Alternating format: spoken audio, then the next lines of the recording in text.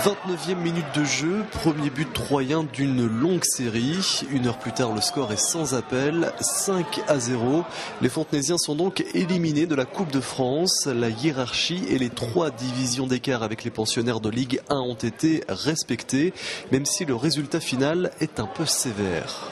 Les joueurs étaient abattus parce qu'ils pensaient vraiment avoir fait un bon match. Et voilà, l'efficacité du haut niveau a parlé. Nous, on n'a pas su les mettre au fond. J'en ai une en première, on peut mener 1-0. Et puis eux, il leur en faut pas 36.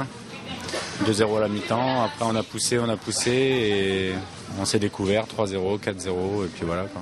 Douche froide donc au propre comme au figuré, car les conditions météo de ce mardi soir ont été particulièrement difficiles, tant pour les joueurs qui n'ont pas pu dérouler leur football sur un terrain tout juste praticable, que pour les 3500 spectateurs présents, refroidis par la pluie et évidemment par l'élimination de leur équipe.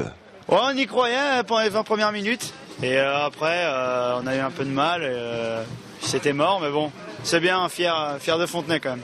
Une équipe fontaisienne qui n'a pas démérité et qui aurait peut-être mérité de marquer un but ce soir. 3 était légèrement plus fort quand même.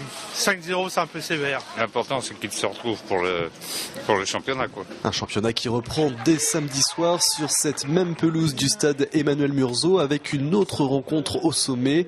Les Fontenaisiens, actuellement 4e du classement provisoire, reçoivent les Herbiers, 2e du championnat. L'effervescence autour du terrain ne sera certainement pas la même, mais sur la pelouse, l'enjeu de ce derby s'annonce tout aussi important.